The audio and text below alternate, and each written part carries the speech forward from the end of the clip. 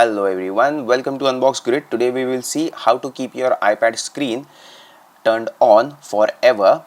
And please understand, this is an iPad Pro, but these settings apply across all iPads no matter the generation, because the operating system or the iOS stays the same. So let's get started. Just you have to swipe down and search for setting, as I have done here, or you can find the settings icon somewhere here. So let's take the easiest route. We have swiped down, we have clicked on settings. You will see this menu. This may differ not in terms of the menu options, but in terms of what applications do you have. So let's see. Now we have to search display and brightness, which is here on the left hand side. If you can't find it, you can also click here and search display and brightness. So that is the second option over here.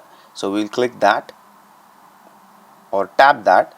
So once you tap on that, you will see this screen on the right hand side, which is loaded, and we need to scroll down and select auto lock, which is this option over here. I'll click that, and here you will see 2 minutes, 5 minutes. Currently mine is 5 minutes, and we can click on never.